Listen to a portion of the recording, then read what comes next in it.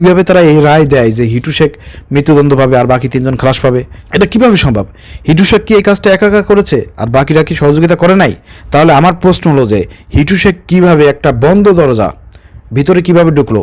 আসিয়াকে মধ্যরাতে তাকে সেখান থেকে বের করে নিয়ে এসে ধর্ষণ করলো, ইচ্ছা মতন ব্লেড দিয়ে কাটলো, এরপরে আবার তাকে সেই রুমের মধ্যে রেখে আসলো, এরপর আবার দরজা লাগাই দিল। কিভাবে সম্ভব? এই প্রশ্নের জবাব অবশ্যই কি আইনজীবীকে দিতে হবে, বিচারককে দিতে হবে। অবশ্যই কেউ না কেউ সহযোগিতা করেছে। এখানে আসিয়ার যে দুলোভাই ছিল, হিটু শেখের ছেলে ছিল, সে এই সহযোগিতা করেছে। না হলে হয়তো আসিয়ার দুলোভাই এই মেয়েটিকে ধর্ষণ করেছে। যে কোনো একটা হইতে হবে, না হলে দুইজন মিলে করেছে, একে অন্যকে সহযোগিতা করেছে। এখানে শাস্তি হলে কমসে কম দুইজনের শাস্তি হতে হবে। একজনের মৃত্যুদণ্ড হবে যে এই ধর্ষণ করেছে, আর একজনের কমসে কম যাবজ্জীবন শাস্তি হবে। এখানে দুইজন অতপরিতভাবে জড়িত আছে। এখন এই দুইজন কোন দুইজন? এখানে অবশ্যই হিটু শেখ এবং তার ছেলে মানে আসিয়ার দুলোভাই অবশ্যই এর সঙ্গে জড়িত। না হলে হিটু শেখ এই কাজটা একা একা করতে পারে না।